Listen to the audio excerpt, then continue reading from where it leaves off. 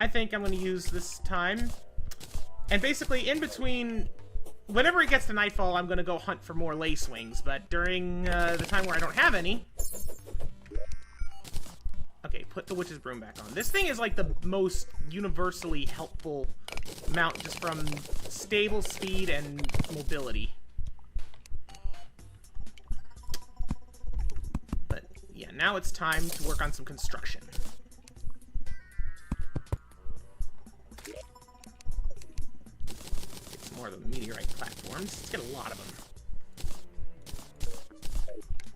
Alright.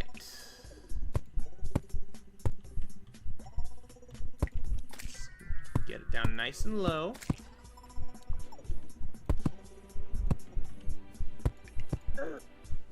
Hey!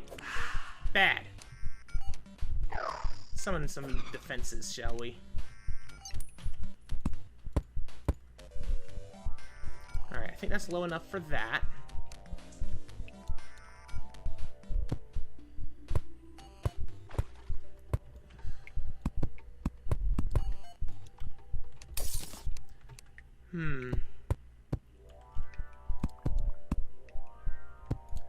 Actually, you know what? Let's get rid of some of this. I don't need that to go quite that low. Not for this part. Because I want to put a room up here.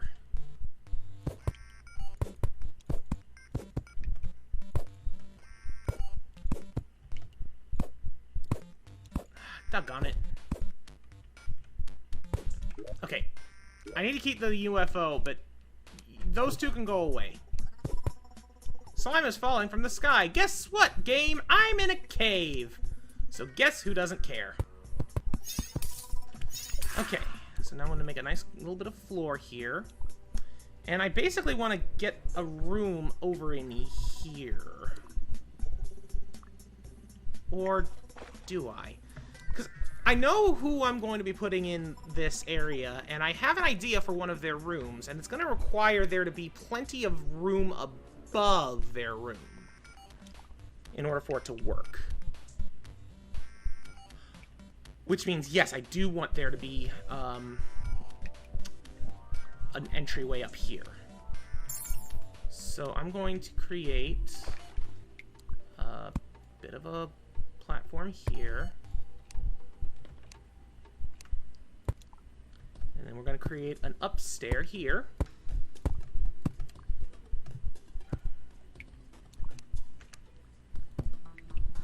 And do this. I'm going to worry about doing this nonsense on each of the openings that I leave behind, probably at the end. Just get the basic skeleton of the place done first.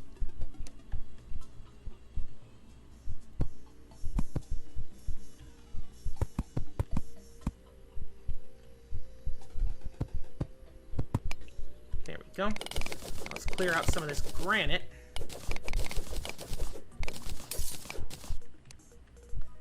And pop some crystals in there. There we go. And then give it a crystal floor.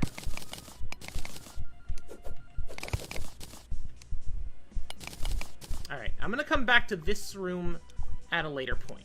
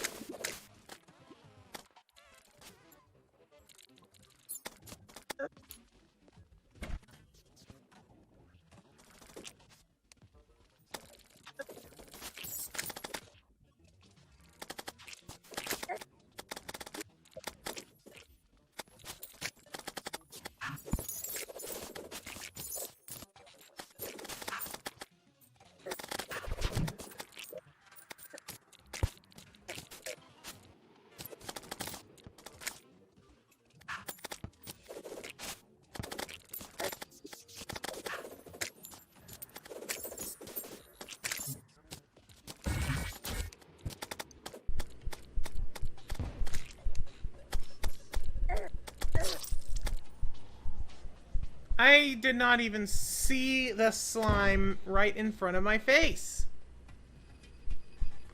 I'm out here looking for rainbow butterflies, and I get snapped in half by a green slime. It was just invisible to me for some reason. I don't know why, I couldn't see him.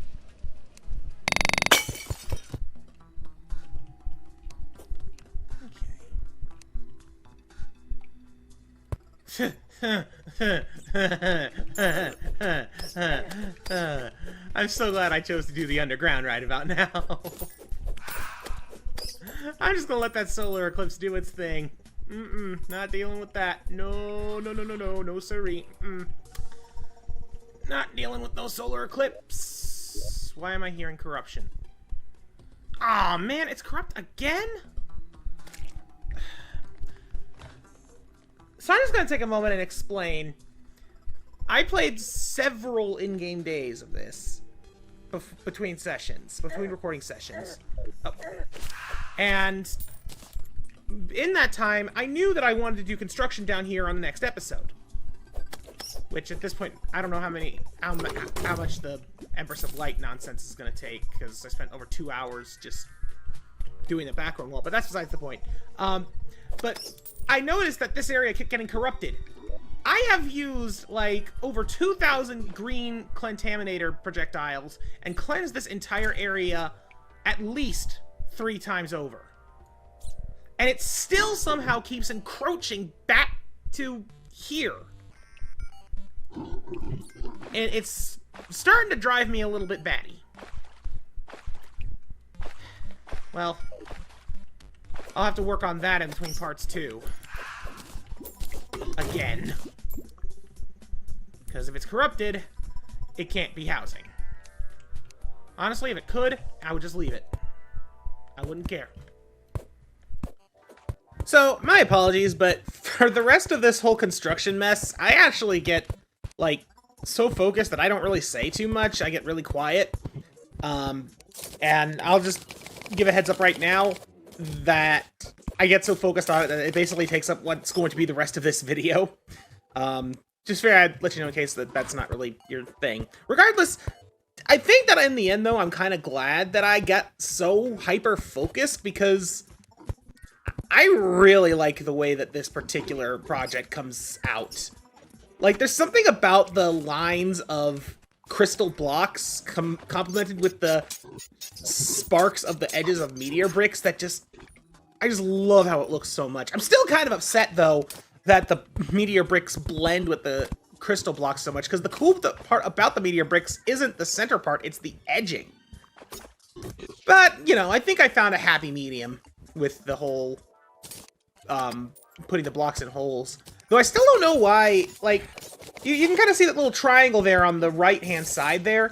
If I were to rotate that around, one of the directions would have it so that you wouldn't see the light-up edge on one side. And I, for the life of me, can't figure out why that's the case. Oh well, minor gripes aside, it still comes out looking pretty good. And I kind of able to take advantage of the fact that it blends right there. With what I'm doing here, just with the way it melds into what's going to be the ceiling of the lower room there. I don't know, I think right here I'm just trying to figure out what width I want to make these things. Basically, I'm trying to make, like, 3 tubes of equal width here. And the reason I want to do that is because I want to actually fill them up with, water, lava, and honey. Which, at a later point, I actually show the purpose for that. It's not going to be in this video, though. But, yeah, that's basically what I'm trying to do, is make liquid vats.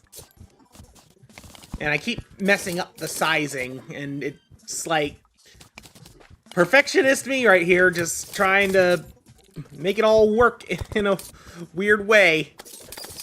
Because, of course I do. I'm pretty sure this is the last time I break it all apart, though, from what I remember. Yeah, there it is. You know, as annoying as it is to have to fend off all of the bats and the granite elementals and stuff, I still think it was worth it building it inside of the granite cave. Corruption notwithstanding. You know, even looking back at all of the footage that I have, I still have no freaking idea why that corruption kept spreading back up. I swear I completely cleaned it out.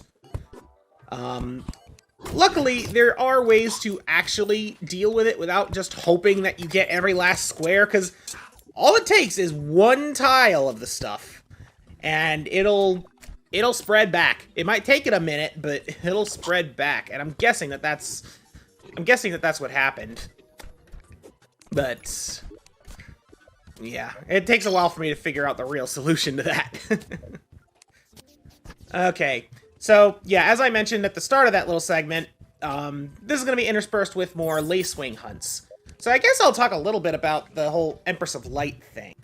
Like, the last couple of episodes I know was basically just, you know, fighting the Empress. And, spoiler warning, the next episode is going to have more fighting the Empress as like the primary focus. And it's like, on the one hand, I could just cut it all out and just ignore it. But on the other hand, I feel like it's important to see all of the steps, you know, because each time I try it, I learn something different. I figure out, okay, you know, like at first I was just getting hit by everything, and it's like, oh, maybe how do I avoid the dash, you know, go over, but oh, how do I avoid it when she just teleports to me? Don't be directly overhead. Oh, I can't see the stuff. I know, let's build a background wall. You know, little things like that, and I think that it's important to see the process of learning that sort of thing. Like, I don't know how well it's going to look to other people, but to me, whenever I watch somebody, like, trying to overcome a massive challenge, I enjoy seeing, like some people I watch would call it, like, an episode 0 of sorts, where it's just them fighting the thing and parsing out what does and doesn't work. And I also enjoy actually being part of that experience, which is why I started having so much fun actually trying it and failing. Because to me, I don't care if I win or lose. The only time I get upset is if it feels like it's something that literally cannot be done or is blatantly unfair. Kind of like how I complained about how the lace wings just disappear during the day, which I still stand by as a valid complaint. But, yeah, that's pretty much all there was there. I was rambling and not even looking at the screen, so who the heck knows if it was a good run or not.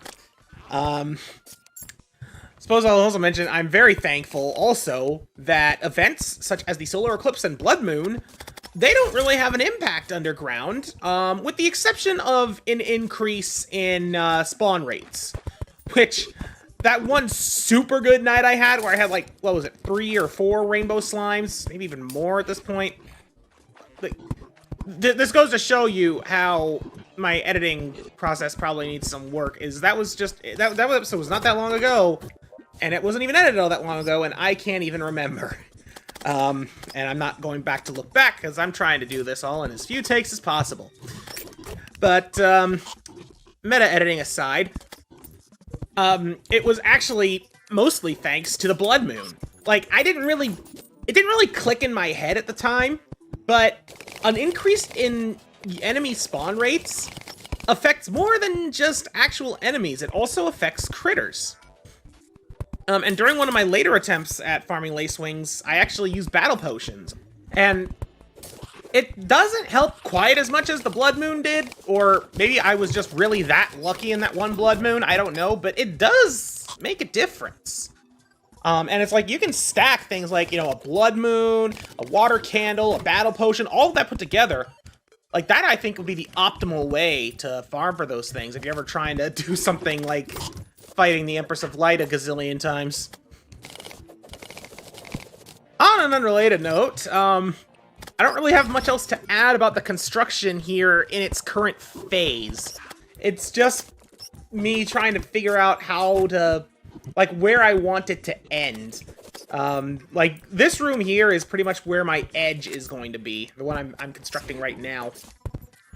And honestly, like, looking back on it while it's still in mid-construction, it's kind of funny how little this one changes compared to some of the other stuff I've done. Like, the castle up above, and especially the temple thing, those changed a lot from their original idea, but no, this one stayed pretty much straightforward. One thing I will say I really wish was a little bit better, as far as how the game handles a lot of the stuff I've done here. I really, really, really hate the way it automatically determines where to orient slopes with the hammer. Because you'll notice, and you probably noticed it more when I was doing things slower, or, you know, not time-lapsing, that I have to click some of the blocks just twice, you know, once to flatten it, once to, like, oh, you want to slope it that way. Like, the game tries to predict it, and for the most part, it does pretty well. But for the underslopes, for some reason, it tries to go every direction except the correct direction, and it doesn't matter which way it's going. But that being said, it only does it when I'm trying to make it the super narrow slopes, like what I'm doing with the crystals to back the meteor stairs. And I don't know why that is. Normally, it's pretty good about predicting what direction makes the most sense. And it's not like the game doesn't recognize that, you know, it makes a slope. Oh yeah, by the way, here I'm kind of looking at the clothier shop. So at this point I actually did speak up briefly, saying like, oh, I guess those things are only sold during a solar eclipse, because I've never seen them before. That's actually not the case. Turns out that, some of his stock rotates based around what phase the moon is in, which, there's a few shops that do that, I'm pretty sure. I don't really remember exactly, but I remember looking on that, pretty recently, and it's like tonight you can see it's a waning crescent, and the next night, he wouldn't sell that, and it's because it won't be a waning crescent anymore. Like, I'm pretty sure he has something special for only, like, 2 or 3 phases of the moon. And like I said, I don't remember who else sells based on the moon. But it does have some interesting, impacts. Funny enough, like, the moon phase is something you only get to read through, what is it, the weather radio? Portion of the cell phone, which is a fisher's accessory, or like something you get from fishing through the angler. Like, everything else that you get from him has something to do with fishing. And while in real life, yeah, knowing the weather helps you with fishing. Or wait, is the weather radio? I don't know. Point is, the angler gives you the tool that lets you read the moon phase, and as far as I know, it has 0 impact on fishing, which I find rather odd. I don't know, maybe it's just because it does have an impact in the game, and that was just where it made the most sense to put it. That's like the only thing I can think of, but I don't know, it still seems a little weird to me. Either way, at this point, I'm actually not about to go back into construction. I'm preparing myself to face the Empress of Light once more. As you can see, I found a total of 7 lace wings throughout those past 2 nights. So, yeah, like I said before, next time on Terraria is going to be mostly doing battle with the Empress of Light. So, we'll pick it up there. Sorry again about the incredibly long time lapse, but it was either that or just cutting in random quotes through the silence. I felt this was the best way to do it. Anyways, thank you so much for watching. Goodbye!